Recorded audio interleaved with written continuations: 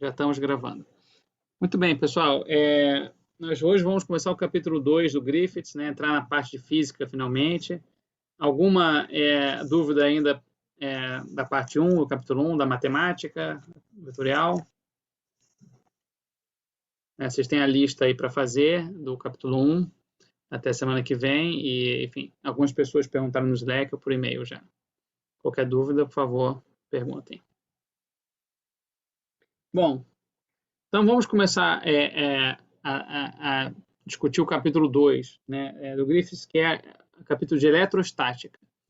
Então, nós vamos finalmente definir o campo elétrico, conversar sobre o que é o campo elétrico, né, e tratar um pouco do que a gente quer resolver, por que a gente vai definir esse formalismo de campos para resolver os problemas de eletromagnetismo e os insights que esse formalismo vai trazer para a gente vai ficar claro ao longo do curso. A gente vai só dar uma adiantada aqui na motivação. Então, deixa eu começar aqui a tela.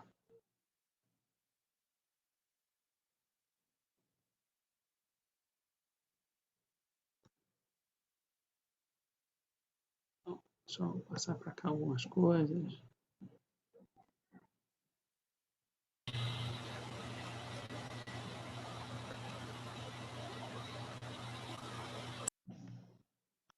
Bom, deixa eu virar aqui.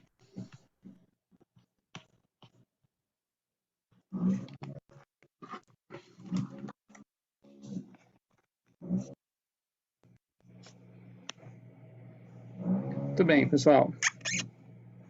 Então, deixa eu... Isso aqui eu posso aumentar. Vou trazer essa parte para cá.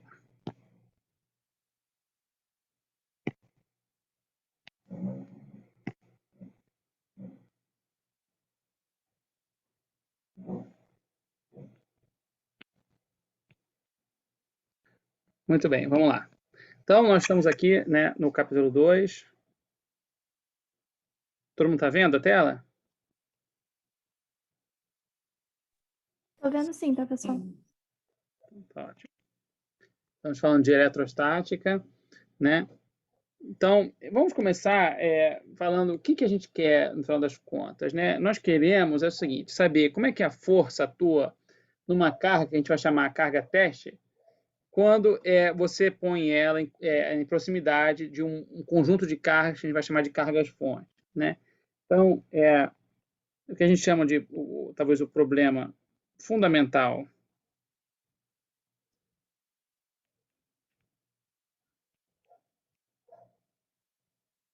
do eletromagnetismo, no fundo é isso. Eu tenho um monte de carguinhas em alguma posição aqui, certo? Eu vou chamar de Q1, Q2, etc., até um QN qualquer, né? Aqui eu posso chamar de QI, que seja, certo? Eu chamo isso de... são as minhas fontes do campo, né? São as cargas fonte. E eu quero saber qual é a atuação dessas cargas fontes numa carga teste. Esse aqui é uma carga teste.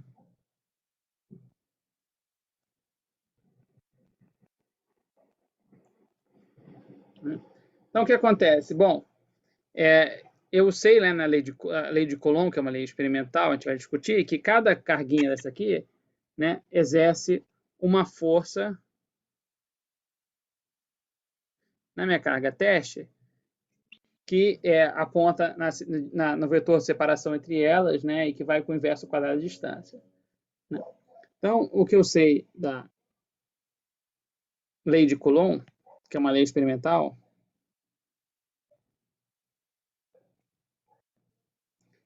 é que a força que eu tenho de uma carga qualquer numa carga teste, ela é dada por 1 sobre 4π ε0, que a força devida a uma carga I é QI vezes a carga teste, que multiplica o vetor separação entre eles, que eu vou chamar, né, de Xi chapéu, sobre Xi2. Note que no Griffiths, né, eu lembro que no Griffiths ele usa esse um R cursivo, enquanto eu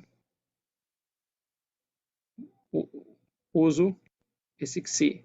Tudo bem? Porque um R cursivo, de novo, a minha letra pode confundir o que é um R e R cursivo, e XI não vai confundir com ninguém, não tem nada, né, nenhuma outra instância R que se confunda com esse XI, e vocês rapidamente aprendem a escrever esse. Então, se você chama, né, esse vetor que liga, né, um ponto R a ponto R' de XI, né, então esse cara é o XI vetor. Tudo bem? No caso, se você quiser, pode botar um índice I, porque é o XI da carga I. Tudo bem? Aqui, a lei de Coulomb, como está no Griffiths, ele não está chamando atenção para esse I, mas se você quiser, você pode botar aqui o XI I. Ups. XI I, XI I. Tudo bem? O Griffiths ele omite, ele está falando a força entre duas cargas qualquer. Tudo bem, uma carga teste e uma carga fonte. E por que eu posso pensar em uma carga de cada vez? Porque existe um princípio fundamental no eletromagnetismo, que é o princípio da superposição.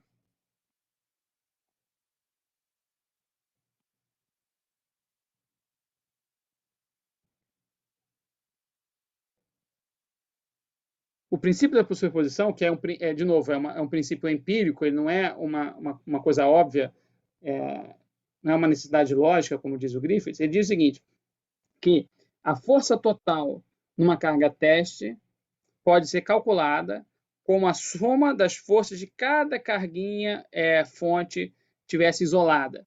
Então, você pode pensar que eu tenho, eu desenhei aqui 5 carguinhas fonte, certo? Pensar que eu tenho uma só e calculo a força devido a ela e dizer que a força total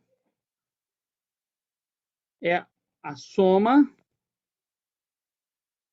das forças devido a cada carga teste I. Isso que eu estou descrevendo aqui não é uma propriedade de vetor, né? A soma dos vetores é um vetor da soma, não é isso. Eu quero dizer o seguinte, você pode calcular força usando o princípio de Coulomb para cada carga fonte e dizer que a força total é a soma delas. E por que isso não é uma coisa óbvia? Então, isso aqui não é óbvio.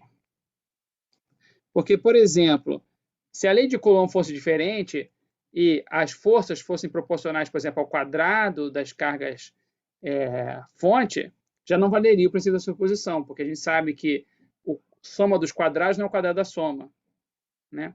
Mas como a lei de Coulomb ela é uma função linear das cargas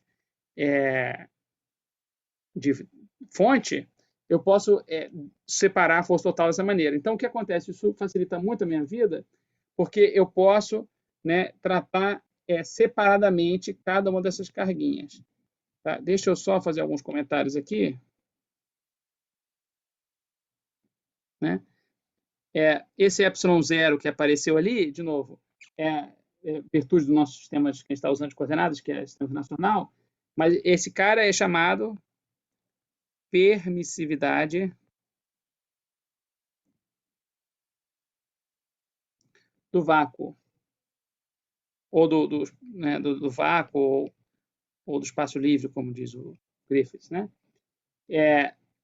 Então, e no SI, no sistema internacional, esse cara é 8,85 vezes 10 a menos 12 Coulomb quadrado por Newton metro quadrado. Essa é a unidade desse cara. Então, é carga ao quadrado por força por metro quadrado. Tudo bem? Tudo bem. Professor, Oi. você ensinou notação de índice para a gente usar agora nesse cálculo das forças ou vai ser mais para frente? Em que sentido notação de índice para usar no cálculo das forças, perdão? Não, é porque você escreveu com somatório. Sim, mas aqui não é nem notação de índice. O I aqui, talvez eu não tenha ficado claro. Eu sei. Então.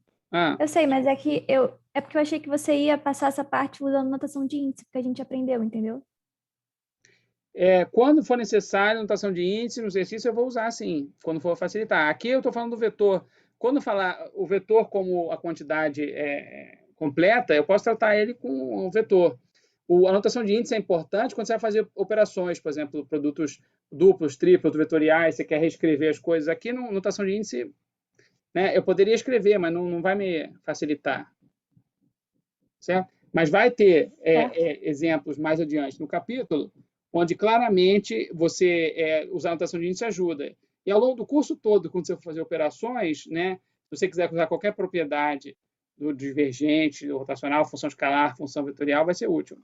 Certo? Mas aqui é mais simples ainda quando você fala do vetor como uma quantidade abstrata, é o vetor força. Certo? É o vetor campo elétrico, é o próximo que vai aparecer agora. Não sei se ficou claro. E, de novo, então esse vetor, o vetor separação, eu defini que se ele então, o vetor R menos R'. Essa é a notação que a gente vai usar. Então, a gente vai usar a notação R sem nada para dizer a posição da carga teste. E a gente vai usar a notação com linha para dizer a posição das fontes. Certo? Isso tem que ficar muito claro para vocês, tá entendendo? Então, tem essa... no meu gráfico anterior, se eu fizesse aqui um sistema de coordenadas qualquer com uma origem, né? Se eu botasse a origem, sei lá, aqui assim, certo? O vetor que liga a origem até a carga, eu vou chamar então de R'1, porque isso aqui é a carga fonte. Então, isso aqui é a origem. Esse aqui seria R'1, aqui seria... Deixa eu melhorar aqui que vai ficar confuso.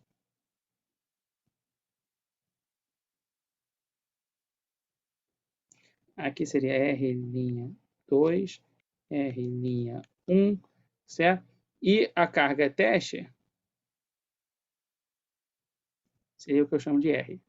Isso tem que ficar bem claro para vocês. A origem que a gente vai escolher é arbitrária. Você pode sempre, né, escolher uma outra origem, desde que você seja consistente na sua notação. De novo, a formulação vetorial tem essa vantagem, que você pode escrever as equações em forma vetorial sem precisar ficar explicitando a origem. Tudo bem? Muito bem. Vamos seguir aqui. Bom, tá bom. Então, esse princípio da superposição aqui é uma coisa que a gente vai usar muito ao longo do curso. É bom que fique bem claro, né, da onde que ele vem. Tudo bem? Ele vem ele vem da definição de que a lei de Coulomb é linear na carga, no final das contas. Tudo bem? Vamos lá. O que a gente quer saber? Bom, a gente gostaria de saber o seguinte: dado um monte de fontes, né, o que a gente quer saber é qual é a força na carga Q, certo? Que é uma função, então, né, das posições das cargas, né, que você tem, que no final das contas é da carguinha que eu tenho fonte, que seria em função do tempo e da posição que ela está, certo? No final das contas é isso. Eu quero saber, né, se você quiser botar aqui, vou botar um linha, para deixar bem explícito. Então, você poderia pensar o seguinte: olha, me dá a posição das minhas cargas fonte e me dá a força. Isso deve ter uma fórmula, né? No eletromagnetismo deve chegar a essa conclusão, e a gente escreveria qual é essa, para o caso mais geral, né?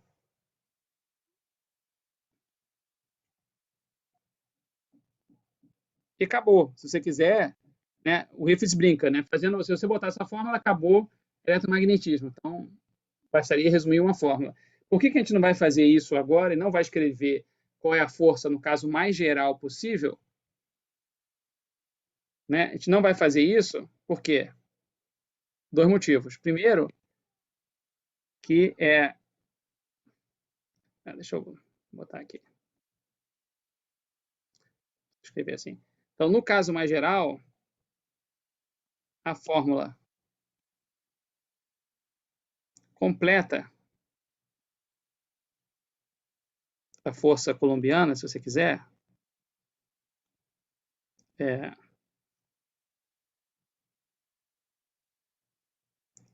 é muito complicada, na verdade.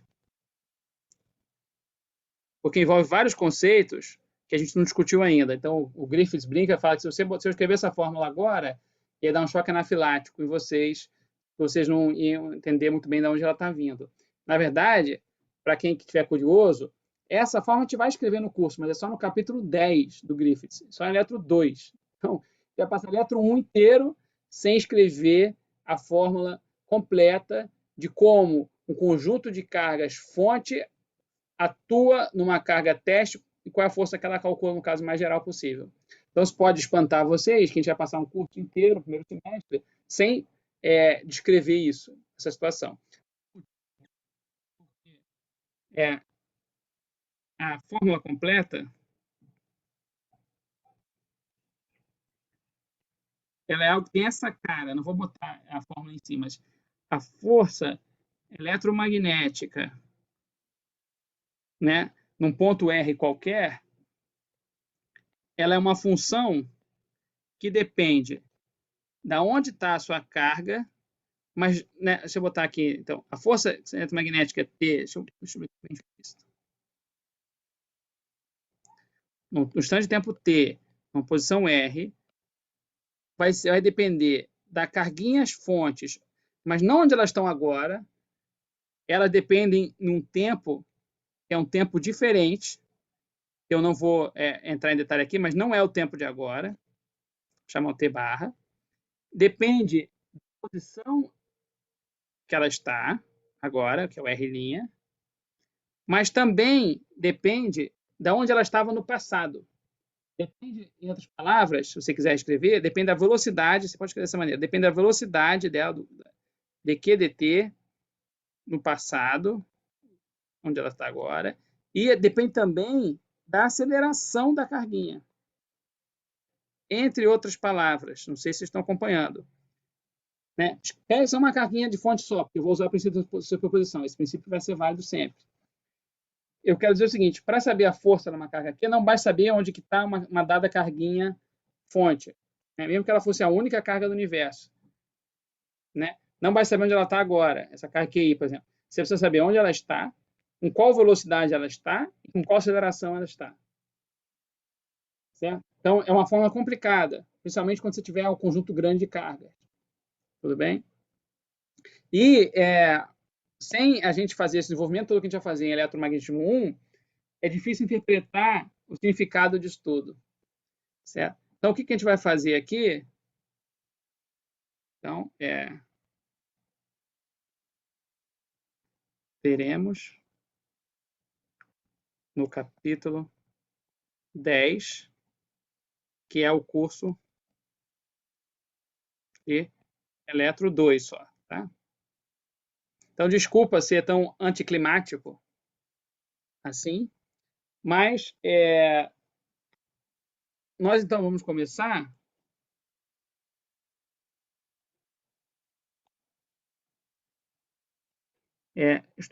começar com um caso muito mais restrito, né?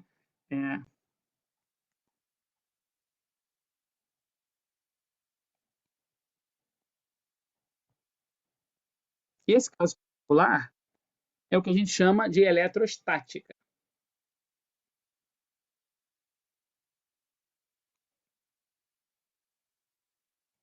E quando eu estou falando de estático, quer dizer parado, né? Isso aqui significa que o que está parado não é a carga teste. A carga teste pode estar se movendo à vontade, mas as cargas fontes, certo? Então, isso aqui significa que as cargas fonte estarão em repouso. Que aí eu simplifico minha vida. Estou falando, em princípio, a resposta mais geral depende da velocidade da aceleração das cargas, mas se elas estão em repouso, bom, esses termos, por definição, por construção, são nulos. Então, eu vou ter um conjunto de cargas fonte paradinhas e a minha carga teste se mexendo e eu quero saber o movimento que que ela vai realizar, no final das contas, qual é a força que vai estar em cada instante de tempo, vai saber o movimento que ela vai realizar. Tudo bem? Ficou clara a nossa motivação aqui? Eles estão muito calados. Sim.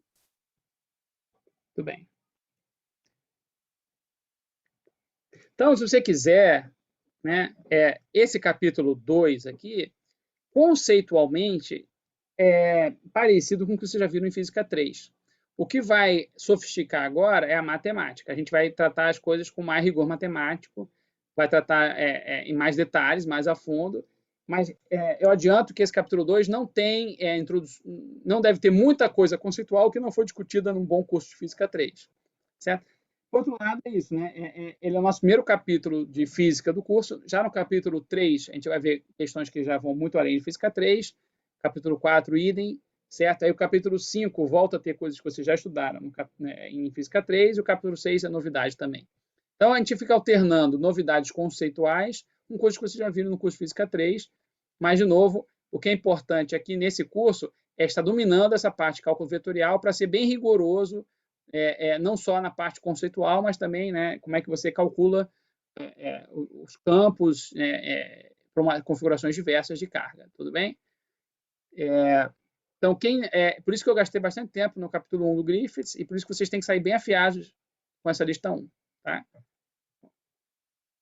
Vamos falar, então, questão 2.1.3, nosso amigo campo elétrico, finalmente.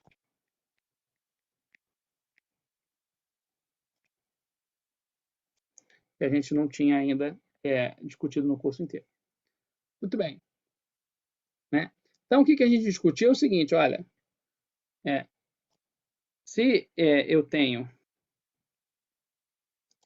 diversas cargas-fontes,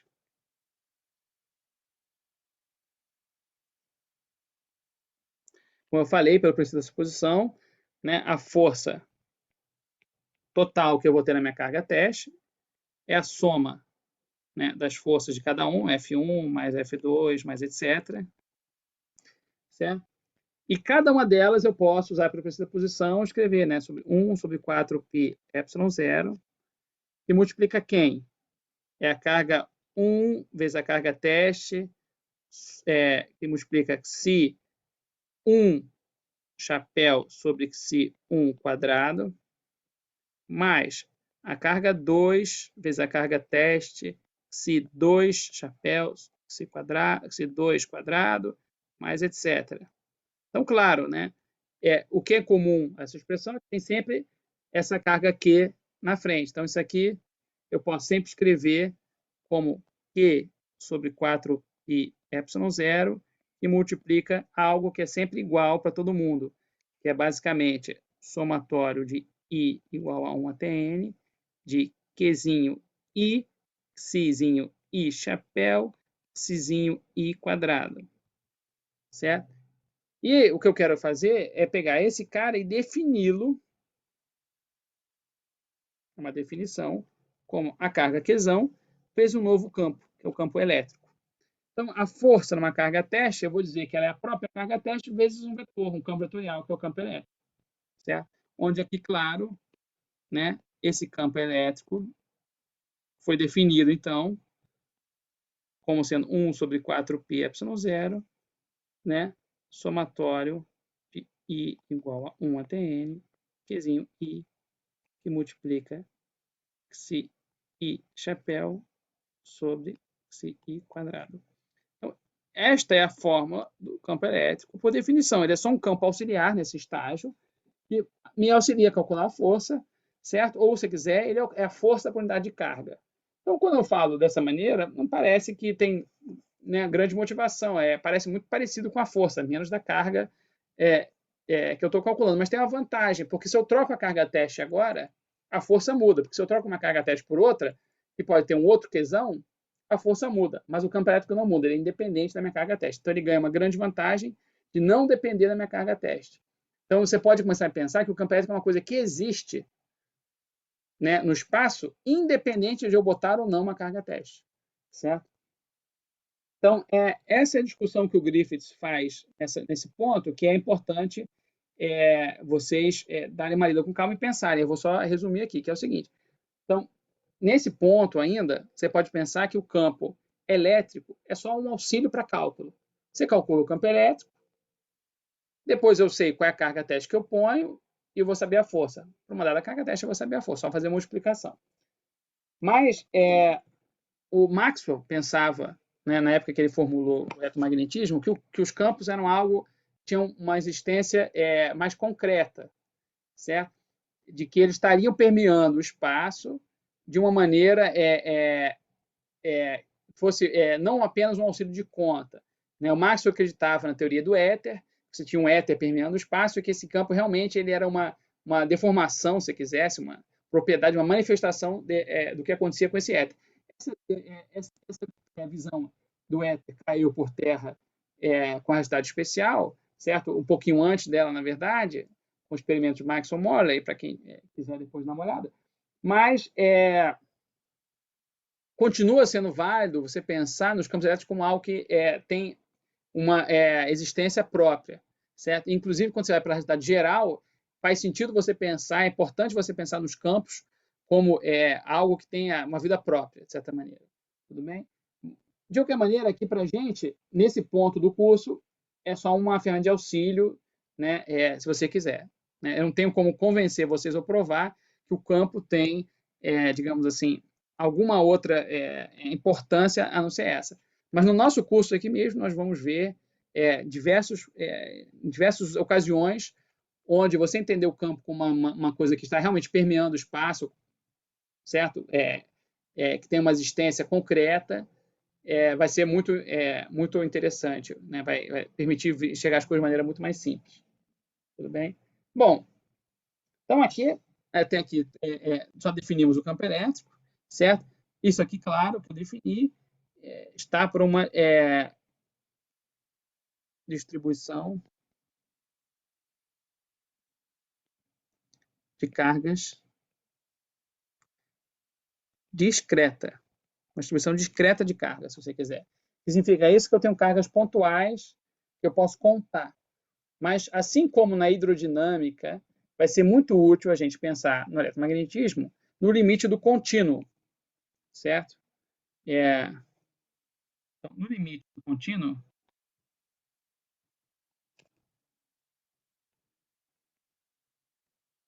o que significa o limite contínuo na hidrodinâmica? Quando você fala que eu tenho o fluido como sendo constituído de pedaços tão pequenos quanto eu queira, com uma certa densidade bem definida, pressão bem definida, o que você, no fundo, está supondo ali para poder fazer essa aproximação? Alguém me responde? Quando eu falo que a água ela é um fluido, você pode pensar em um certo ponto qual é a pressão dela, a densidade. A gente não está falando de moléculas, né? O que eu preciso fazer para fazer esse salto? Uma distribuição de carga uniforme, de carga ou massa? Não precisa ser uniforme, sabe por quê? Porque eu poderia pensar no ar também como o ar é um fluido e ele não é necessariamente uniforme. Tem regiões de baixa densidade e alta densidade, que geram as regiões de baixa pressão e alta pressão. Quando você sobe na atmosfera, o ar vai ficando mais rarefeito. Então, ele não é exatamente uniforme. Então, isso não é necessário, mas é um bom ponto. Claro, se ele é uniforme, fica mais fácil. Você não está totalmente errado. Existe um conceito de uniformidade por trás, mas ele não precisa ser uniforme. Alguém mais? Dividir em partes infinitesimais? Sim, eu estou, no final das contas, fazendo uma divisão de partes infinitesimais, mas a gente sabe que, no fundo, a matéria ela é feita de átomos, elétrons, prótons, então ela não é um contínuo, certo? Mas o que eu estou fazendo quando eu estou usando esse limite? Qual é a hipótese implícita?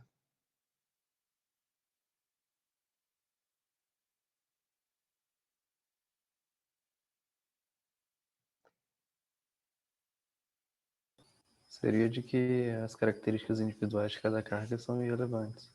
Isso é importante, sim.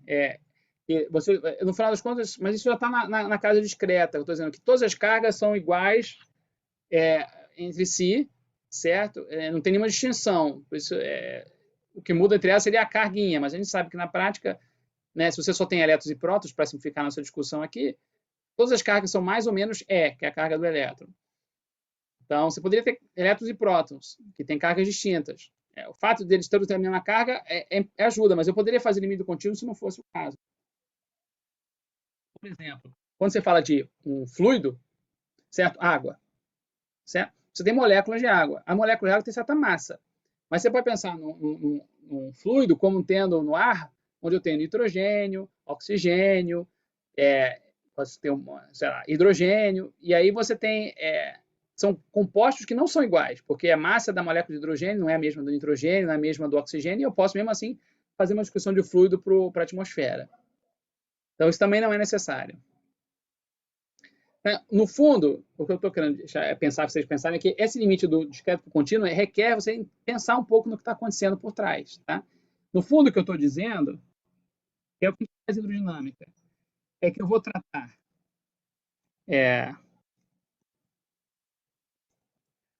vou discutir, e tem um pouco a ver com o que a Natália tinha dito, discutir volumes que são pequenos o suficiente para serem considerados uniformes. Está vendo a questão de uniformidade que você tinha dito? Ou seja, que a variação dentro desse meu pequeno volumezinho não é importante, mas ele tem que ser grande o suficiente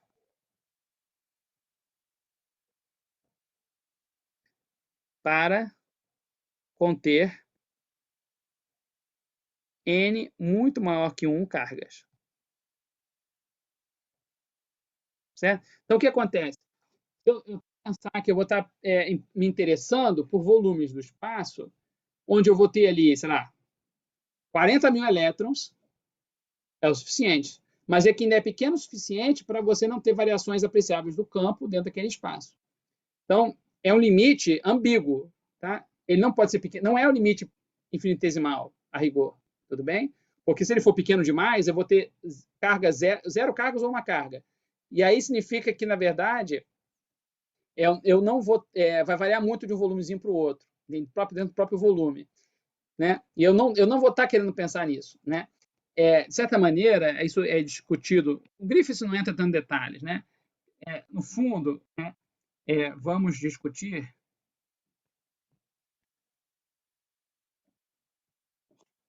os chamados campos macroscópicos.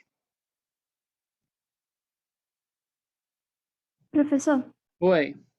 sobre essa, tipo assim, essa definição de pequeno e grande, né? Obviamente ela tem a ver com escala, mas a ideia de pequeno seria a ideia, né, da escala, e a ideia de grande seria tipo uma ideia de estar cheio de cargas?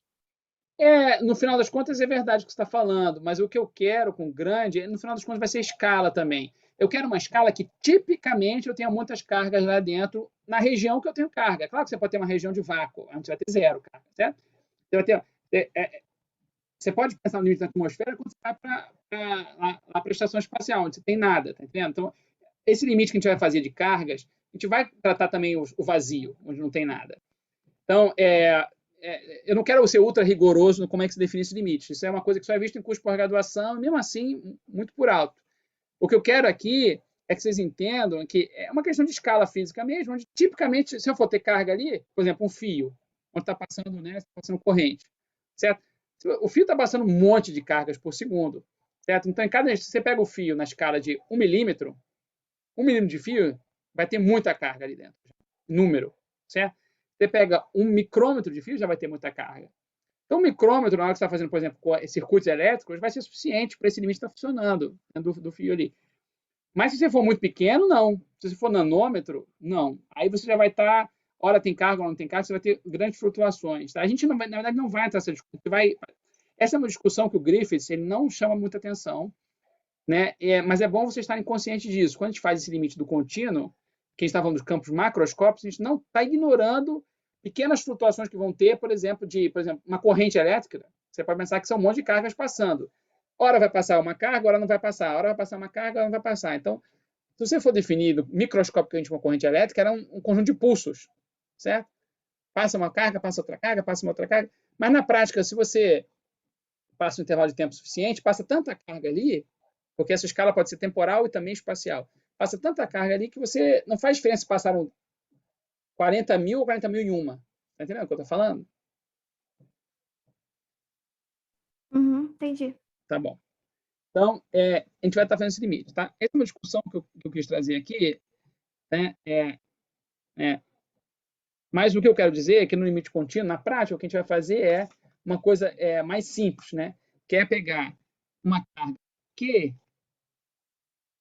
e levar ela para uma carguinha e pensar não numa carga, mas numa densidade de carga, ρ, vezes um volume de tal, certo? Então, desculpa, aqui é um dq de carga, isso aqui é um diferencial de carga. Então, a gente vai falar muito, vai trazer isso, que é esse ρ, que é a densidade volumar de carga. E esse detal é o cara que às vezes eu escrevo como D3R, se você pode ver por aí a mesma coisa, certo? D3R é um elemento de volume, certo? Então, o limite de carga, a rigor, vai ser isso aqui. Então, o meu campo elétrico, esse limite contínuo, que era somatório das carguinhas QI, certo? Quando eu vou somando várias carguinhas, eu vou ter, né, uma integral sobre dq, e o dq vai ser esse ρ de tal. Então, o campo elétrico, um ponto R, continua sendo 1 sobre 4 πε0, que não está ali, mas em vez do somatório, o somatório vai se transformar numa integral de ρ de R', né? O se não tem o que fazer, ele continua aqui, D3R', ou D tal, se você quiser. Tudo bem? Né? Porque isso veio, no final das contas, né, esse cara aqui, é o que eu falei, esses dois juntos são o meu dq. Então, é a extensão direta que a gente está fazendo aqui. Então, no limite do contínuo, esse é o campo elétrico. Tá? E é isso que parte do capítulo a gente seria calcular integrais desse tipo. Dou uma distribuição de densidade de carga contínua, ρ, e pergunto qual é o campo elétrico em certo ponto do espaço. Tudo bem? Esse limite do contínuo vai ser interessante a gente pensar também que você pode querer usar não só ρ de tal, que é a densidade volular de carga, mas também a gente vai fazer o limite de que, em alguns casos, indo também para lambda dl. Se você quiser botar um linha aqui, né? Posso botar um detal linha, se você quiser, porque, se você quiser botar o linha aqui, porque as cargas de fonte estão sempre na coordenada linha. Então, isso aqui significa que eu estou falando, né, de que é lambda dl, ou também como sigma dA. Né? Onde aqui eu estou falando da densidade linear de carga ou da densidade superficial de carga. Ou seja, quando a gente for tratar de distribuições que ocupam volume, é adequado você falar de um ρ de tal. Quando você está falando de um fio, é muito mais interessante você falar só da densidade linear no fio e o comprimento do fio. Porque você não está preocupado com o que está acontecendo transversal de novo, porque você está pensando que a largura, a espessura do fio é irrelevante para o problema, certo? A espessura do fio é o meu volume, que é grande o suficiente para ter um monte de carga. Tá entendendo o que eu estou falando? Quando eu estou falando de cargas numa superfície, por exemplo, eu botei um monte de cargas numa folha de papel, onde a espessura da folha de papel também é relevante, é conveniente você descrever isso como sigma dA. Certo? Você pode, quem quiser, também pensar que rigorosamente, como é que você matematicamente liga esses caras todos, tá? De maneira mais rigorosa matemática. Mas fisicamente acho que faz muito sentido você pensar, né, que o dq pode ser ρ de tal, pode ser lambda dl ou pode ser sigma dA. Certo? Então, significa que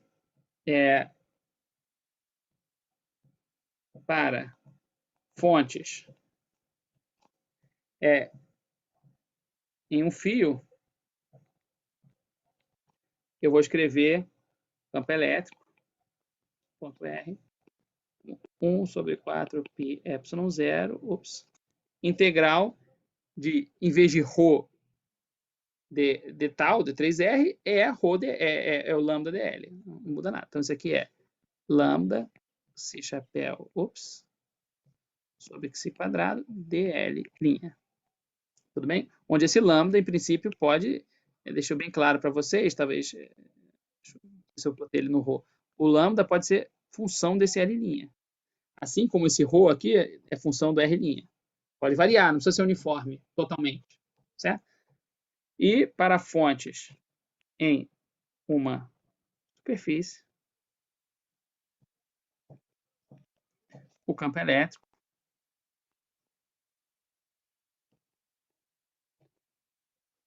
de novo, 1 sobre 4 π epsilon 0, integral desse densidade superficial da carga sigma, que em princípio é função do R', certo? Que multiplica psi sobre psi quadrado dA'. Tudo bem? É uma integral de superfície aqui, se você quiser. Certo?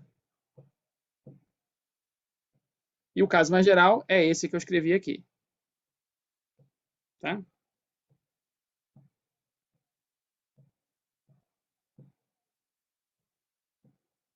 Ficou claro?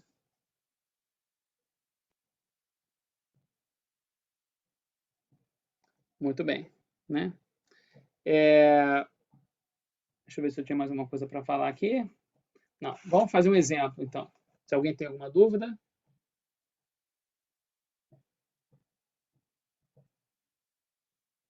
Vamos jogar com um exemplo.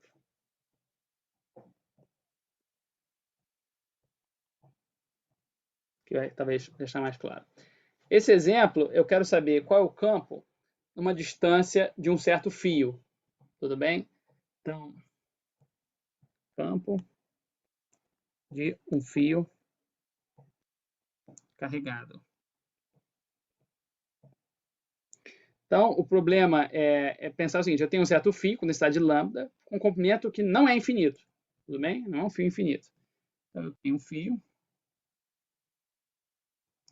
Vou botar aqui sendo o meu eixo X para seguir o Griffith. Eu não acho que na verdade é mais... Enfim, tudo bem.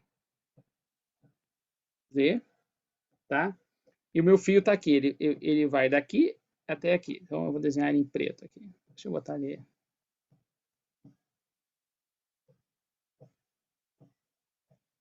Tudo bem? Então, eu fiz aqui um fio que vai de L sobre 2 menos L. Desculpa, ele vai de mais L até menos L. Ele não vai de sobre 2, não. De L a menos L. Tá? Então, um fio de comprimento 2L. Né?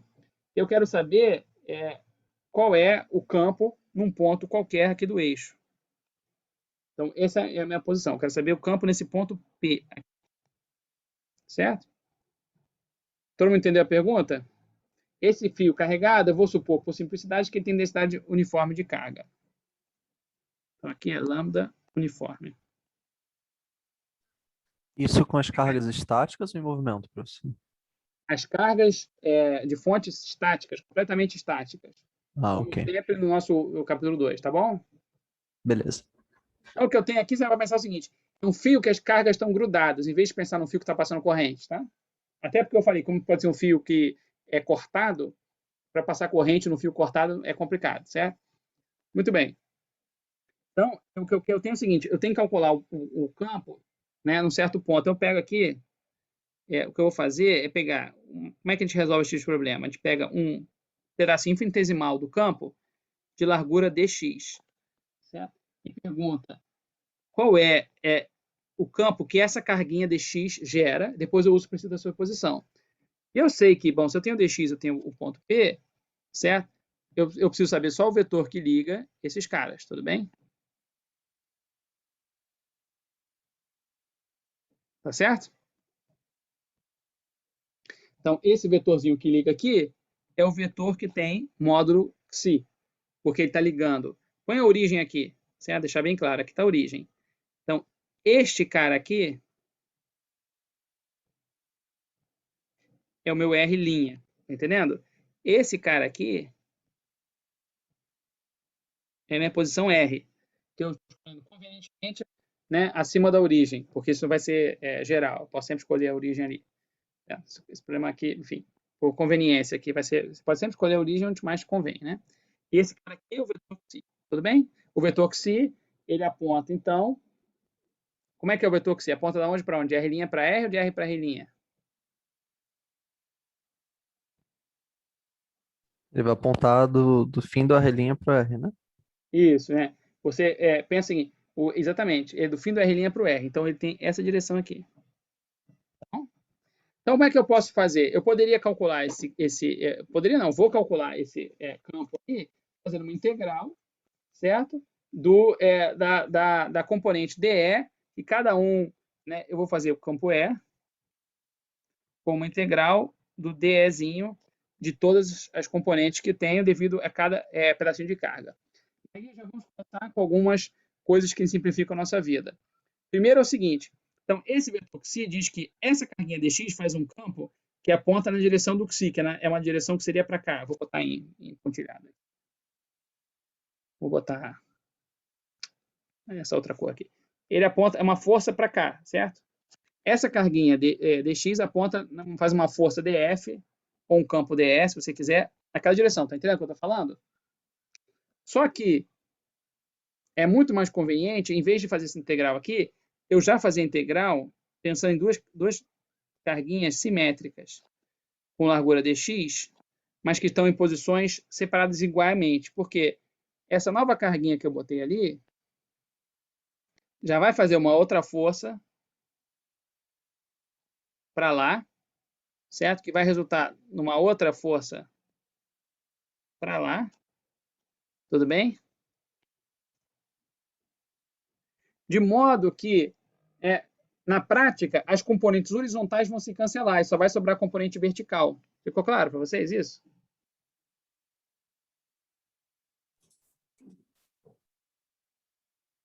Sim.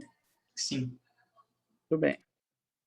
Então, estou ganhando mais um espaço aqui. Só a componente vertical que sobra aqui para um θ. Então, eu posso já escrever a seguinte coisa. Ver se vocês acompanham. DE devido a duas cargas simétricas dq, que são as que eu desenhei ali, ele vai ser escrito como? Ele vai ser escrito como 2, porque eu tenho duas vezes, 1 sobre 4π epsilon 0,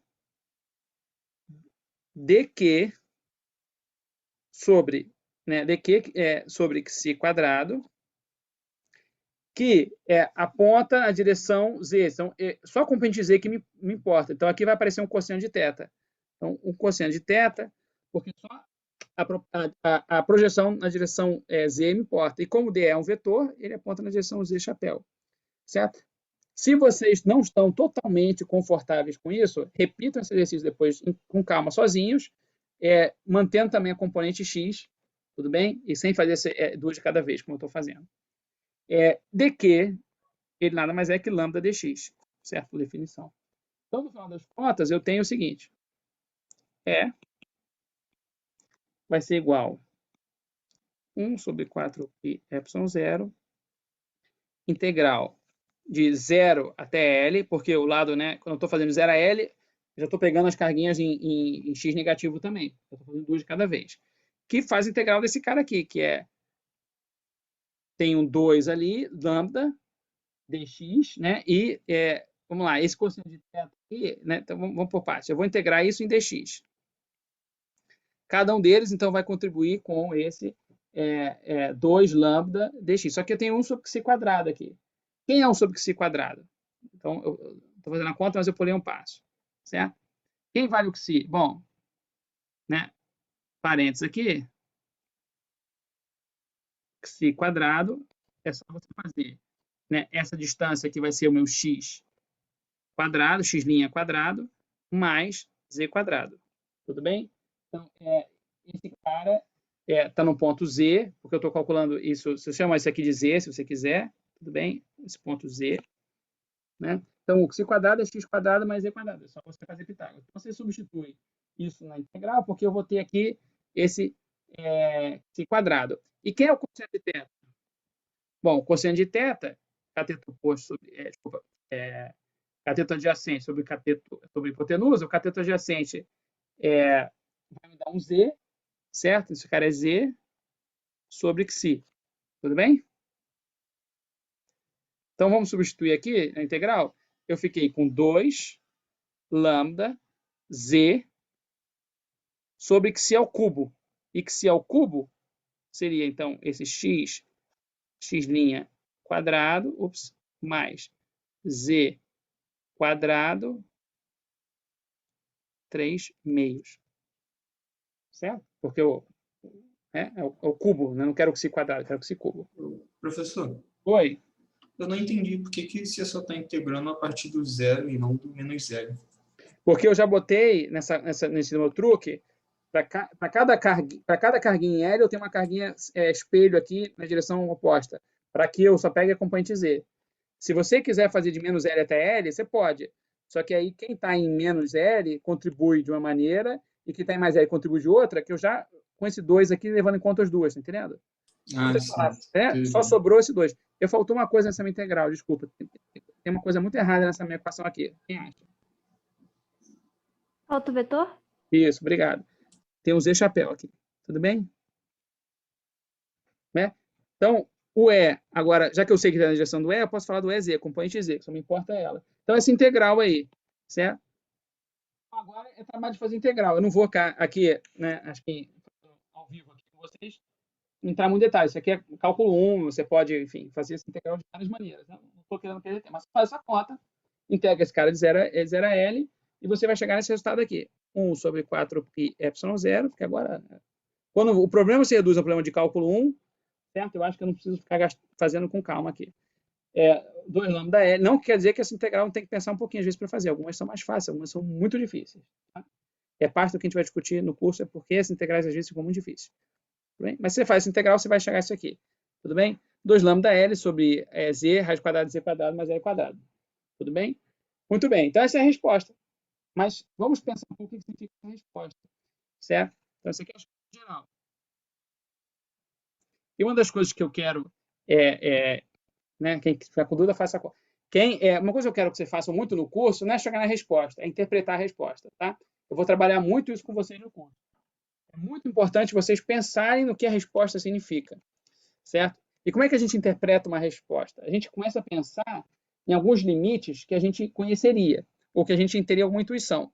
Então, no limite, tem várias maneiras. Primeiro, você checa as unidades das equações, certo? Você está com as unidades corretas. Se um lado tem comprimento, do outro tem carga, você já errou alguma coisa. Né? Tem várias maneiras. Mas agora, no limite, então, Z muito maior que L. O que significa esse limite, fisicamente falando?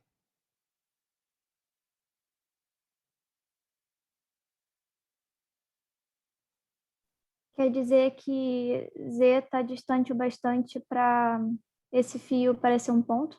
Exato, perfeito. De muito longe, esse fio finito vai ser próximo de um ponto, certo? É uma barrinha que cada vez que você for mais longe, no limite, né? Z tendo infinito, vai tender a um ponto, certo? Então, se você calcula isso matematicamente, o que eu vou achar? Que o E, aproximadamente, o que ele é nesse limite?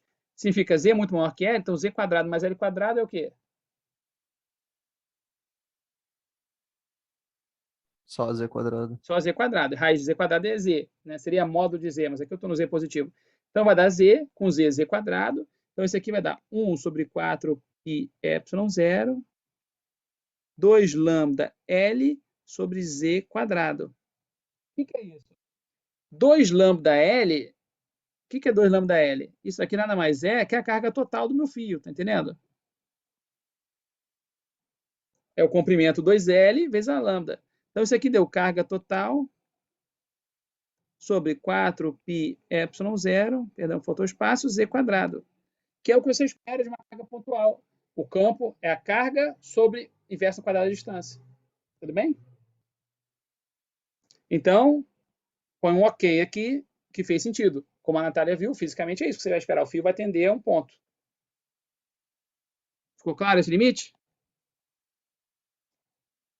Ou não? Perguntem agora. Esse raciocínio a gente vai fazer muito no curso. Pô. Tem um outro limite que é muito importante fazer, que é o limite L tendendo a infinito. L tendendo a infinito, o que significa? Que o fio agora é infinito, certo? Então, quando eu tenho um fio infinito, o que eu vou ter? Raiz de z quadrado mais L quadrado vai para L, certo? Porque o z quadrado é irrelevante frente ao L, né? Então, isso aqui vai dar L, L em cima, L embaixo, vai cancelar. Eu vou ter que o E, né? Isso aqui é o EZ, se você quiser, né? O EZ vai ser aproximadamente 1 sobre 4π epsilon zero, que multiplica esse 2 lambda, só que o L corta e o Z vai estar embaixo. Então, isso aqui vai ser 2 lambda sobre Z. Isso já é interessante, está dizendo o seguinte, olha, no limite que o fio vai para infinito, o meu campo não cai com o inverso quadrado da distância, ele cai com uma potência da distância apenas. Ficou claro? Sim. Fisicamente, não existe fio infinito. Certo? Não existe nenhum fio infinito. Né? Então, aonde que meu resultado vai ser útil na prática? L for muito maior do que Z, não é? Isso, perfeito. Então, isso aqui na prática, você tem que pensar, tem ali em cima, que é o L muito maior que Z. É isso que eu estou fazendo só, tá? Significa o quê? Que eu estou, na verdade, no limite contrário. Eu estou perto o suficiente do fio, que de muito perto, qualquer fio finito parece infinito, tá entendendo? Né? Se você chega pertinho do fio, como você tá tão as escalas que você tem de distância para o fio é tão menor que o tamanho do fio, é como se o fio fosse infinito, certo? Então, esse resultado de fio infinito é muito útil quando você está próximo de um fio. Entendeu? Então, a gente está, na verdade, nos dois limites. Então, próximo do fio, o campo cai sobre uma potência da distância. Conforme você vai se afastando do fio, o campo passa a cair com a distância ao quadrado. Tem uma transição, é suave, que é dada pela equação acima lá em preto. Essa aqui, certo? Essa aqui é a equação completa. Mas é bom você pensar e entender, né, que na prática isso está acontecendo. Tem um limite onde o campo cai com uma potência de Z e outro que ele cai com o quadrado de Z.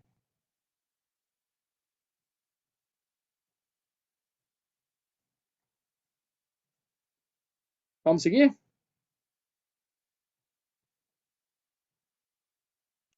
Silêncio. Então vamos para a seção 2.2, que é divergente rotacional de E, certo? Então, basicamente eu vou falar div de E e hot de E, no caso.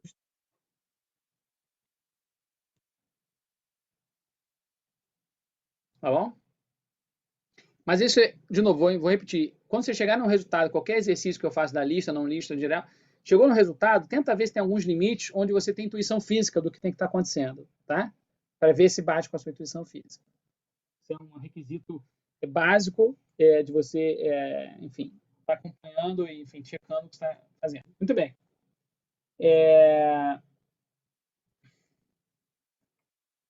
Eu queria falar aqui, deixa eu ver se eu anotei mais alguma coisa.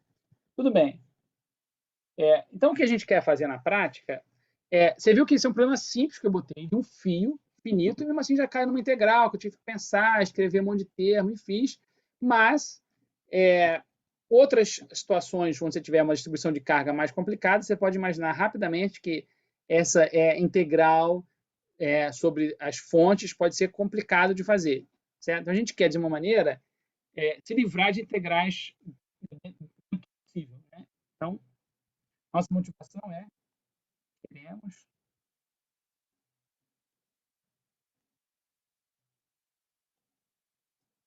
Ups.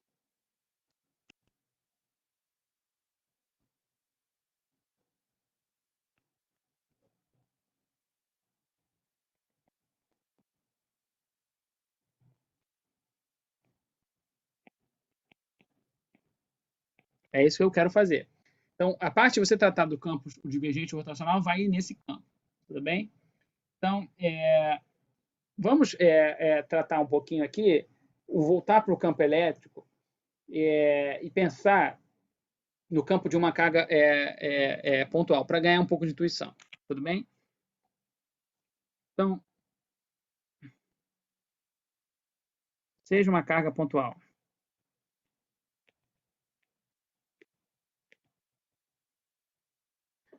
Né? E o campo é, como a gente viu, ele é nosso amigo. Tá vendo? Esse 1 sobre 4π0 vai aparecer tanto no curso que você vai entender porque tem gente que gosta de definir um sistema de coordenadas todo diferente, gaussiano, só para se livrar dele. Muito bem. Seja uma carga pontual na origem. Perdão, esqueci de falar. Então, esse cara que seria, o campo seria Q, si chapéu sobre si quadrado, ele é R chapéu sobre R quadrado. Tudo bem? Então, a gente já brincou isso no curso. Como é que eu desenho esse campo? Né? Como é que você desenha um campo desse? Deixa eu ver se eu consigo.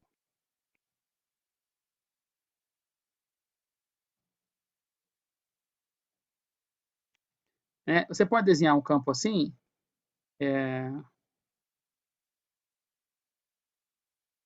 da seguinte maneira. Até que fazer aula remota facilita a minha vida de alguma maneira, né? Aqui, ó, consigo desenhar as coisas com auxílio. Então, um campo vetorial, você pode pensar assim, né? O que é um campo? Esse aqui é um campo que aponta na direção radial e qualquer direção que eu quiser, radial, mas a amplitude, eu estou dizendo aqui, né, diferente, vai caindo com a distância, tudo bem? Ao quadrado, se você quiser. Né? Qualquer direção que você queira. Agora, esse aqui ficou ruim. Você pode imaginar o campo assim, tudo bem? Grosso modo. Muito bem. Eu, de propósito, fiz aqui, né, caras que não estão só na mesma direção. Muito bem. Então, eu posso sempre desenhar o campo dessa maneira. Esse é o campo E.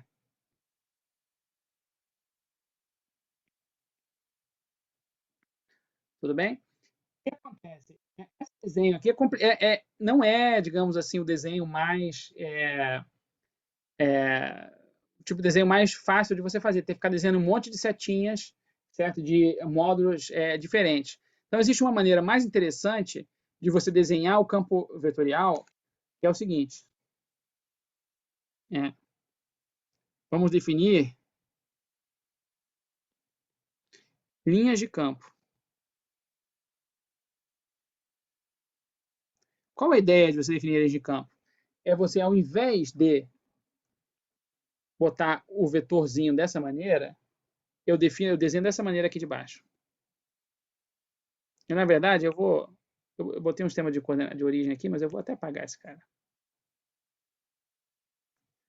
O que importa naquele desenho ali de cima é que eu tinha... É que eu tinha uma origem. Tudo bem? Onde estava a carga. Então, se eu tenho a mesma origem aqui da carga, quando eu vou desenhar as linhas de campo, o que eu quero desenhar é o seguinte, eu substituo aquele desenho ali em cima, né, que seria quantos vetores você quiser, um desenho que é assim.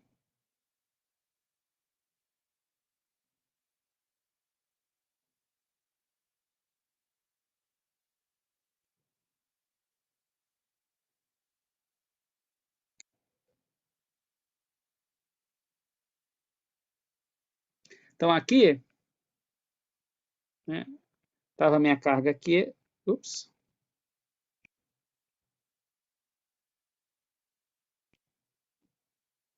E agora o meu desenho, ele vira um monte de retinhas. E eu só ponho aqui na retinha a direção das linhas de campo.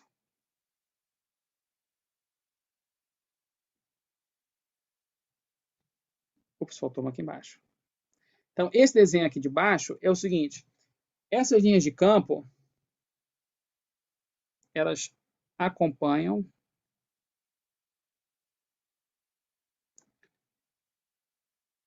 os vetores do campo. Então, elas vão na direção... É como se eu pegasse aqui, eu vou desenhar, mas vou apagar. É como se eu desenhasse, né, uma linha ao longo aqui desses vetores, tá vendo?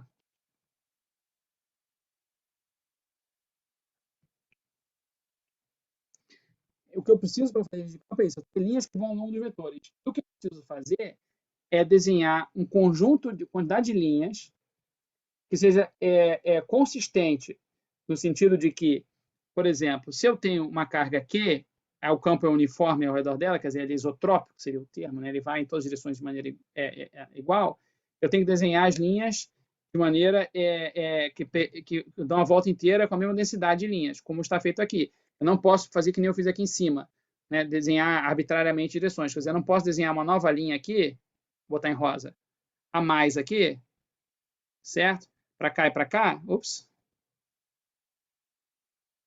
Porque não parece que eu tenho mais campo para cima do que para baixo, e que não é o caso. Mas eu posso desenhar mais linhas, eu poderia traçar aqui, né, mais linhas azuis, desde que eu mantivesse a mesma densidade. Aqui eu fiz 8, mas eu poderia ter feito 16, tudo bem? Eu poderia traçar aqui, tranquilamente, 16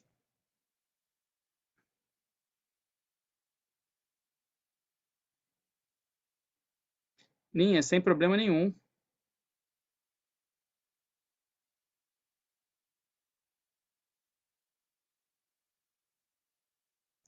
Como é bom poder fazer assim, eletronicamente. Imagina no quadro negro isso aqui.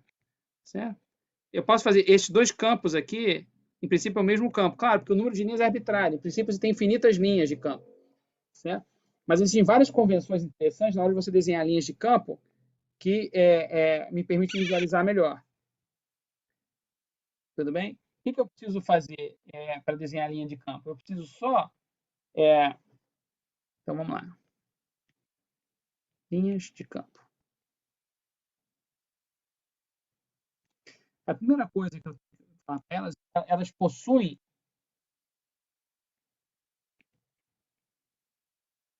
a mesma informação do gráfico vetorial.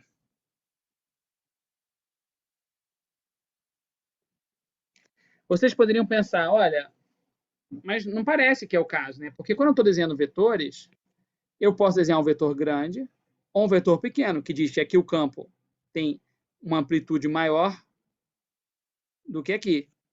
Está acompanhando o raciocínio? Mas eu estou dizendo que esse gráfico de baixa linha de campo tem a mesma informação. Como é que pode, se ele não tem amplitude desenhada? É para responder? Pode responder. Eu acho que é porque...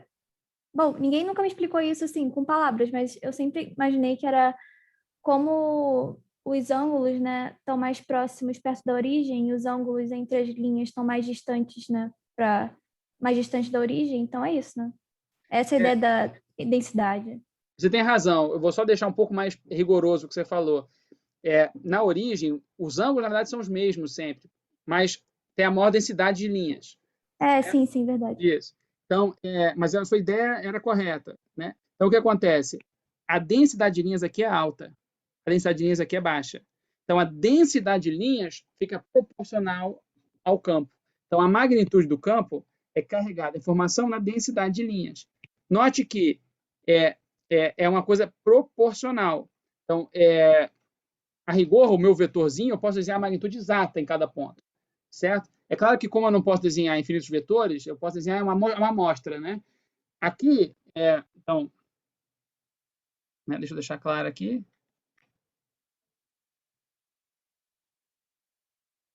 Magnitude está relacionada à densidade de linhas. Note que, a rigor, isso só vai ser válido se você fizer um gráfico tridimensional. Tudo bem? Se fizer um gráfico tridimensional, você pode mostrar que a densidade de linhas cai com R ao quadrado. Se você faz um gráfico bidimensional, como eu fiz aqui, se você fizer a conta, a densidade de linhas vai cair só com uma potência do raio. É porque você tem que imaginar que tem linhas saindo para cima e para baixo, que eu não estou desenhando aqui no papel, tá? E que a densidade é tridimensional. Tudo bem? Mesmo assim, mesmo desenhando em papel, vai ser muito útil esse conceito de linhas. Certo? Outra coisa, as linhas não se cruzam. Nunca. Alguém sabe dizer por que duas linhas não podem se cruzar nunca? Quer dizer, vou botar assim, não se cruzam nunca, exceto, né, no ponto onde está a carga, né, exceto nas cargas.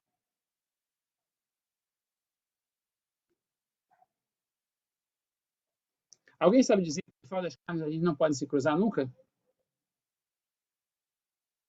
Porque a gente não saberia para onde que é o campo. Exato. como eu estou supondo que existe um campo elétrico no espaço, em cada ponto tem uma direção bem definida. Se você tem duas linhas se cruzando, para onde que está apontando esse vetor? Certo? O Pedro França está falando aqui que viu uma representação que era por cores. Pedro, seria interessante se você tiver um link para passar. Eu nunca vi essa representação por cores, imagino que dá para fazer também. Certo? Se você depois achar, compartilha com a gente aqui ou no Slack, que eu estou curioso agora qual é essa representação que você está falando.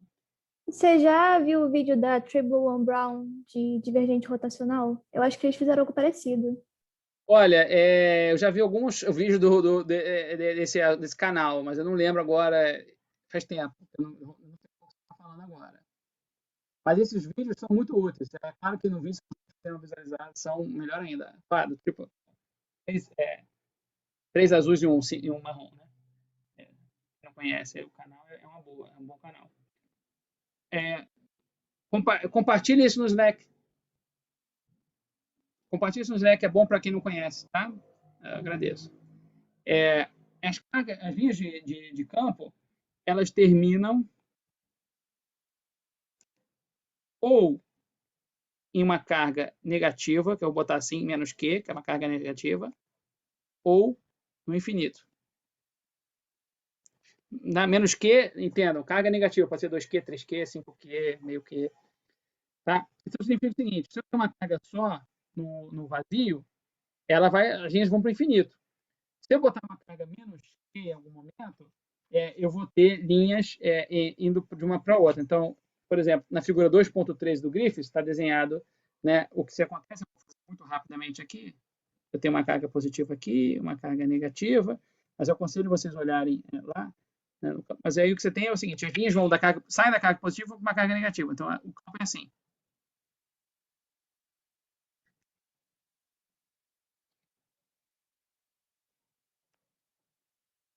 E aí você vai ter coisas que começam a fazer curva assim.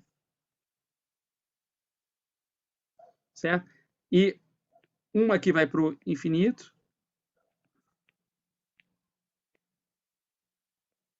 Outra aqui por simetria chega no infinito. Né? E umas vão lá longe. Você nem vai ver onde é que ela vai fazer a curva. Tudo bem? Então é muito útil para você entender como é que o campo é nas cargas. Certo? E tem alguns exercícios que eu vou passar na próxima lista que discutem isso. E o Griffiths, enfim, isso aqui é a figura 2.13, olha 2.14. Você pode pensar em outras situações, tá bom? Vou só melhorar um pouquinho aqui o meu menos ali para ficar bem claro.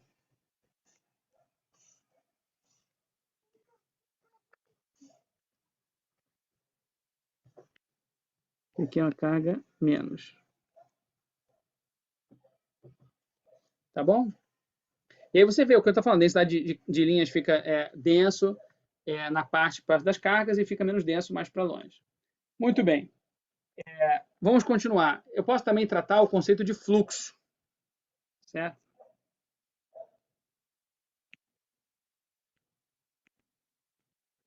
O fluxo, no final das contas, eu quero saber quantas linhas estão atravessando uma certa área. Certo?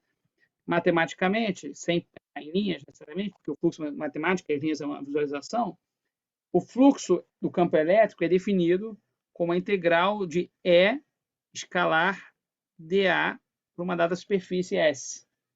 Tá? O que eu quero dizer pega uma dada superfície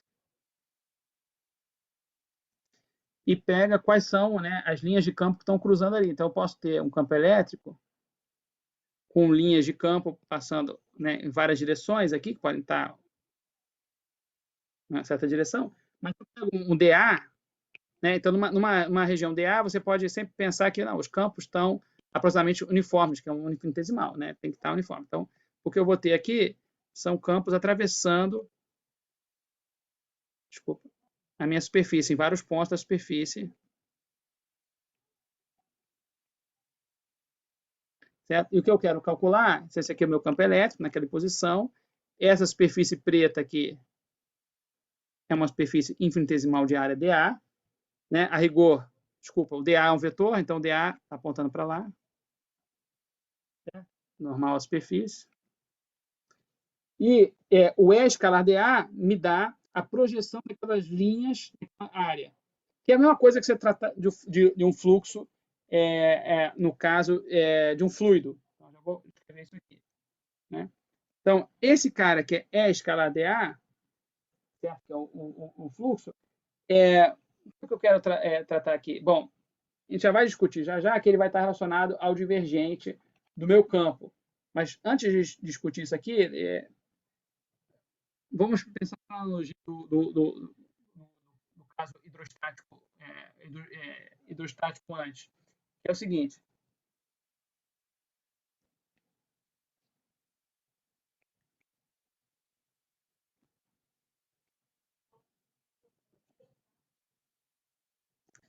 Hidrodinâmico, na verdade, porque tem que estar se movendo, né? Você pode definir um φ V de velocidade, que é basicamente volume de fluido que passa por uma unidade, por uma área, num certo intervalo de tempo, né? Volume por tempo. Então, volume, né? Se você pegar um fluidozinho, né? Ele tem uma certa regiãozinha, um problema de física 2, né? Vocês devem estar lembrados. Uma discussão de física 2, né? Eu tenho um fluido andando para lá. Então, eu posso pegar um cilindrozinho de largura, de comprimento V ΔT, certo? Que atravessa uma certa área A, certo? E aí você vai ter aqui um dA, e você vai ter que o quantidade de volume que passa numa superfície dA por intervalo de tempo vai ser V escalar dA. Então, esse é o análogo para um caso hidrodinâmico, só que para o campo elétrico, né?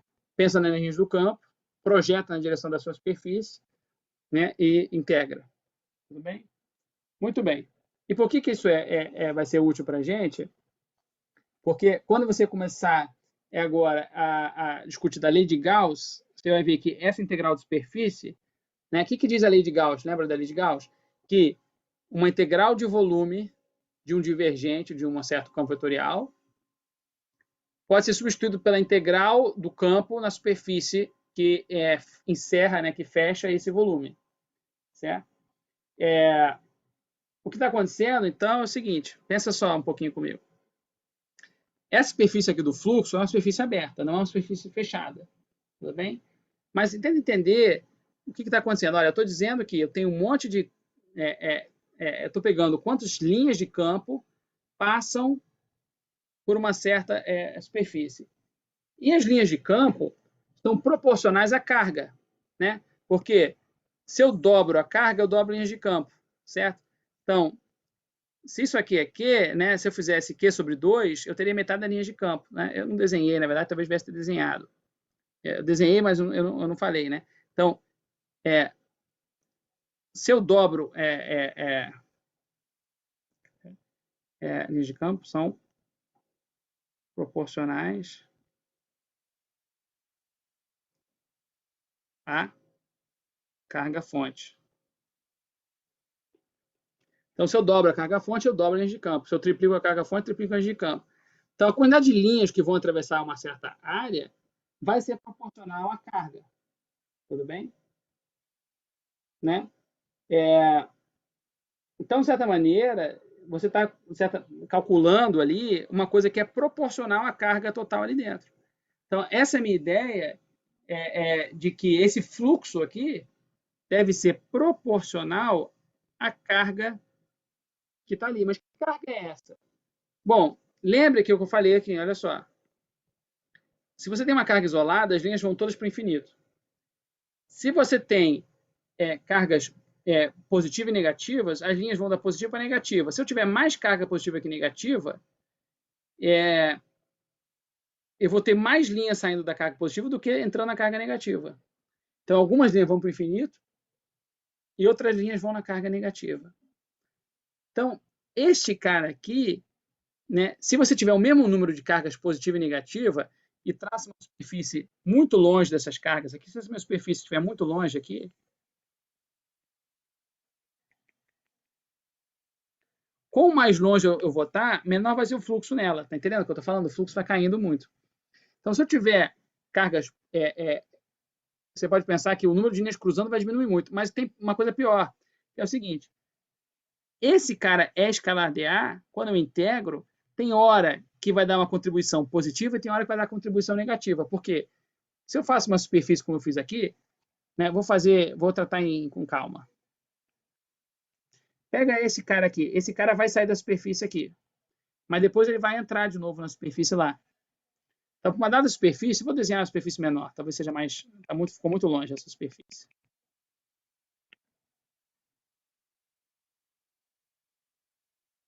Vou desenhar ela melhor.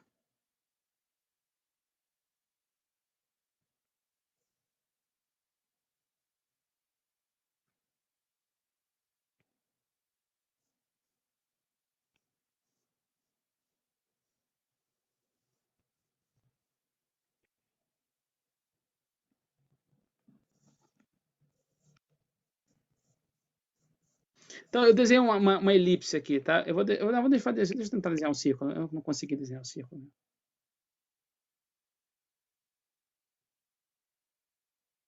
Então, pronto.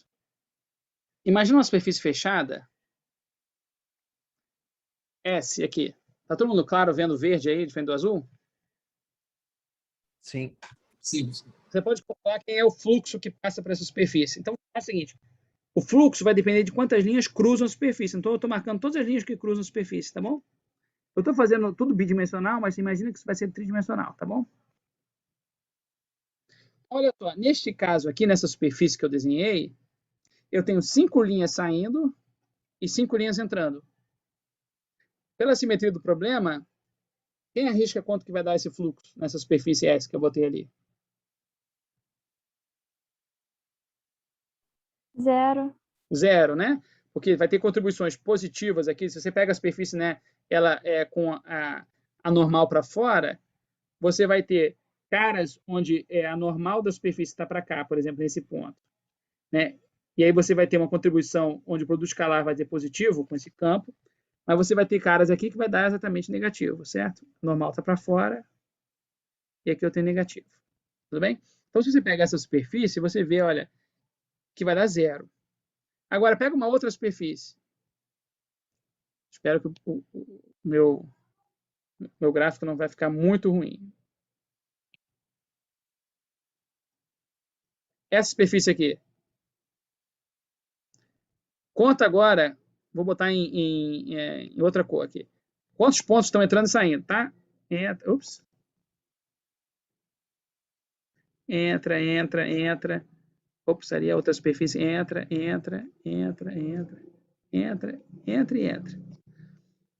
Alguém arrisca quanto que dá o fluxo aqui? Bom, número, claro que não, né? Mas dá 0, positivo ou negativo?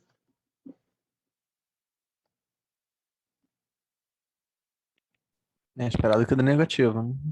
Deve dar negativo. Todo mundo visualiza isso? Porque o produto escalar do campo, né? O campo aqui, por exemplo, nesse ponto aqui, anormal. Vou botar um cara aqui qualquer. Esse cara aqui anormal está para fora e o campo está para dentro. Então, o produto escalar é negativo. E todos eles, na verdade, você vai ver, né? Então, nessa superfície que eu desenhei rosa, concorda que vai dar essa linha aqui? Então, fluxo em S' menor que 0. Fluxo em S é 0. Certo? Então, o que eu estou falando é que o fluxo de E escalar dA vai ser proporcional à carga englobada pela superfície, que o Griffiths chama de ENC, de enclosed, né? Enclausurada, se você quiser, né? Para ficar mesmo iniciar. Então, o que eu vou dizer é o seguinte, esse fluxo é proporcional à carga englobada. Aqui, no caso do verde, a carga englobada total, né? Carga englobada total. Certo? No verde, eu estou englobando dentro da superfície o mais e o menos, ou seja, a carga englobada total é 0. No caso da superfície rosa, só a carga menos está englobada. Então, é negativo. Se eu fizer a superfície no mais ali, vai dar positivo. Todo mundo entende? Concorda? Ou tem dúvidas? Tá tranquilo, professor. Perfeito. Tá? Então, claro, esse aqui eu vou fazer isso com uma superfície fechada, mas isso é a essência da lei de Gauss que eu estou falando. A lei de Gauss, eu estou associando, então, uma quantidade volumar, que é, por exemplo, a carga, com uma superfície. Tudo bem? Então, no fundo, isso é só para visualizar a lei de Gauss.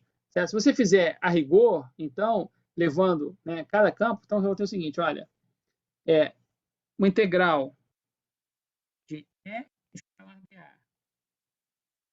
Se eu fechar ela numa superfície fechada, vai ter 1 sobre 4π epsilon zero, certo? Pensa numa carga pontual.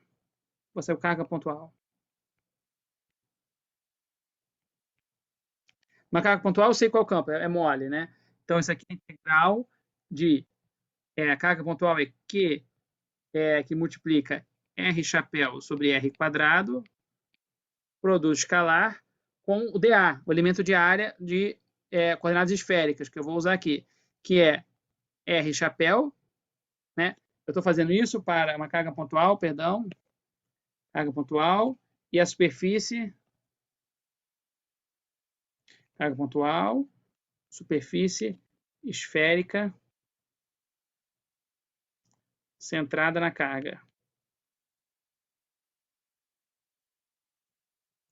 Então, se eu tenho a superfície esférica na carga, o meu dA vai ser R chapéu, que multiplica o elemento de área de coordenadas esféricas, que é R quadrado, seno de θ, de θ, de φ. Certo? Então, R chapéu, escalar R chapéu é 1, certo? Dentro da integral, tudo bem? Então, isso aqui vai dar 1, então isso aqui vai ser Q sobre 4π epsilon zero, Q por lá fora, R chapéu com R chapéu é 1, né? Então, esse cara aqui corta também R quadrado, corta com R quadrado, e eu tenho a integral de seno de θ, de θ, de φ, né? Isso é bom, vocês sabem, da integral de φ dá 2π, a integral de seno de θ dá cosseno de θ, cosseno de θ indo, menos cosseno de θ, se você quiser, né? Indo de 0 até π, certo? O cosseno de π é menos 1, o cosseno de 0 é 1, isso aqui vai dar 2, né? Então, isso aqui vai dar 4π. Integral de elemento de área de seno de θ, de θ, de φ, é bom, você sabe de cabeça, dá 4π. Então, isso aqui vai dar Q sobre epsilon zero. Então, estou dizendo que essa integral de E escalada de A dá Q sobre epsilon zero. Se você agora usa o princípio da superposição e pensa que qualquer distribuição de cargas é um somatório de cargas pontuais, e cada uma delas eu posso fazer esse argumento, né? E eu estou passando um pouco mais rápido, no grifo está um pouco mais calmo, mas essa é que é a ideia. Então, pelo princípio da superposição,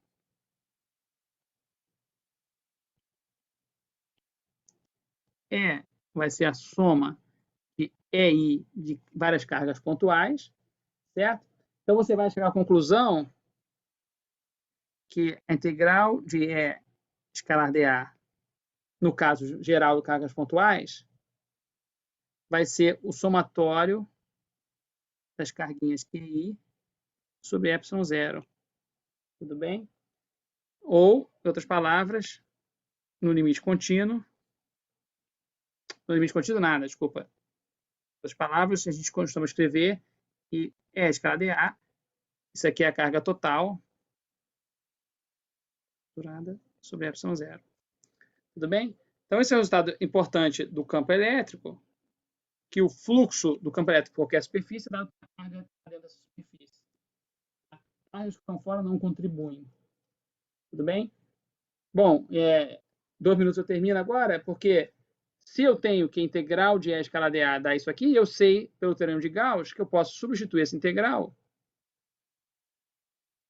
Então, aplicando o teorema de Gauss,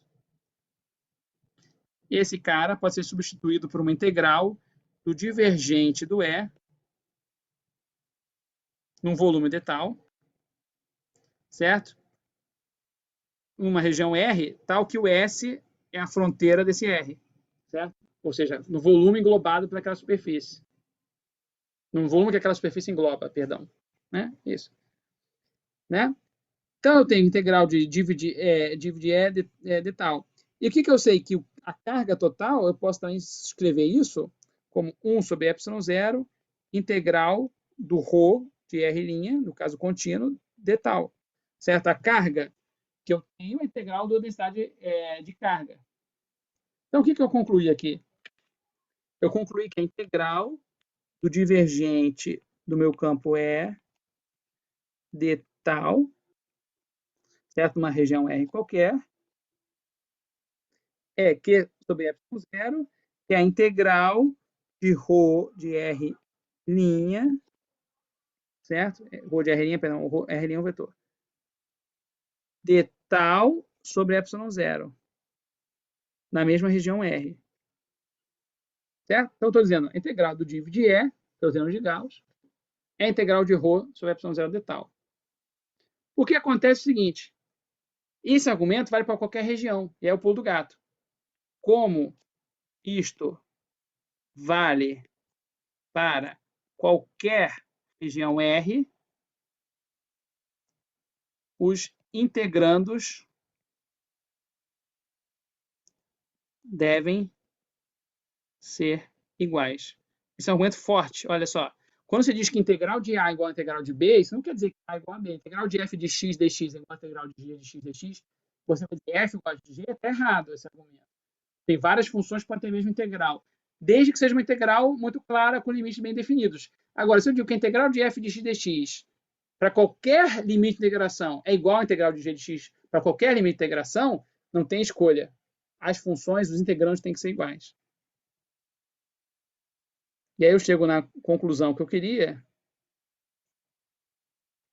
que o divergente do campo elétrico é a densidade de carga ρ sobre ε0. Que, bom, é a primeira lei de Gauss, certo? Então, isso aqui é a lei de Gauss. Desculpa, a primeira lei de Maxwell, né? É a equação de Maxwell. Lei de Gauss, forma diferencial. Professor, posso fazer pergunta? Só um segundinho, já vai perder. Enquanto essa aqui é a lei de Gauss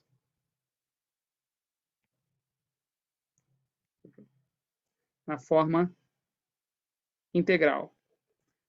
Essa lei de Gauss na forma integral diferencial contém a mesma informação física. São só duas maneiras de escrever matematicamente, uma às vezes é mais conveniente que a outra. Agora sim, pode perguntar, Natália.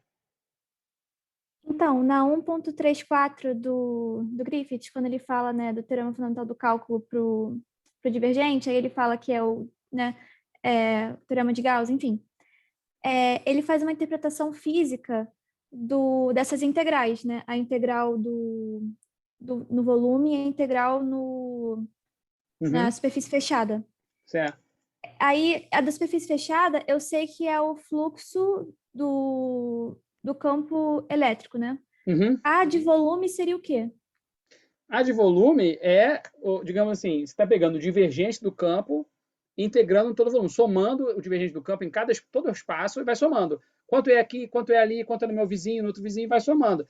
Quando a gente, de novo, tem aquela analogia da piscina, né, que eu já fiz, né? Se você tem uma piscina, o divergente pode imaginar onde está saindo água. Aí vai ter divergente do campo, no caso é de velocidade da água, certo? É positivo se tiver uma torneira e é negativo se tiver um ralo. E o que eu estou dizendo é, o fluxo do campo elétrico na superfície é dado pelo surgimento, digamos, quanto o campo está surgindo e desaparecendo dentro desse volume. Então, está surgindo ou desaparecendo o campo, e você integra todo o volume, está surgindo aqui, desaparecendo ali, surgindo ali, aqui não está acontecendo nada, tem que ser a mesma coisa pelo fluxo que sai desse volume. Essa é a interpretação física dos dois lados da lei de Gauss. Não sei se confundiu ou esclareceu. Então, seria tipo o somatório das contribuições de campo de todas as cargas do volume? Isso. No limite discreto que está aqui, né? Aqui é um cara que tem, olha só, essas regiões perto da carga onde eu tenho divergente, tá vendo? Tem um divergente muito claro, certo? E o que eu estou dizendo, você pode calcular o fluxo nessa superfície rosa aqui, certo? E calcular ele vai dar a mesma coisa que se eu pegar o divergente nessa região inteira e somar. E aqui, obviamente, perto da carga ele é alto, para cá é menor, e aí você vai somando esse divergente e vai dar não nulo, vai dar negativo, porque aqui só tem divergente negativo, como você vê. Se eu fizer ao redor da positiva, vai dar divergente só positivo. Quando eu faço na superfície verde, eu tenho regiões divergentes positivo e negativo que se cancelam. Por isso que o fluxo dá zero. Tá entendendo? Entendi, obrigada. De qualquer maneira, enfim, pense mais um pouco aqui. Eu estou me estendendo muito, a aula ficou comprida. Acho que está de bom tamanho para a gente parar. Na próxima aula, então, vamos continuar. Quem quiser já ir lendo, a gente vai terminar essa sessão 2.2 e a 2.3. A gente vai terminar, já fizemos a discussão do divergente, mas vamos falar um pouquinho mais matematicamente, né, onde é que ele entra. Vamos falar da lei de Gauss, aplicações práticas dela, que vocês já viram com certeza em Física 3. E vamos começar a falar do potencial elétrico, certo? Que é uma quantidade fundamental, ou seja, é uma utilidade muito, muito grande na eletrostática, certo? E em geral também. Tudo bem? Então, próxima aula é isso, vai ser terminar o divergente, falar do potencial do campo elétrico. Pessoal, alguma última dúvida?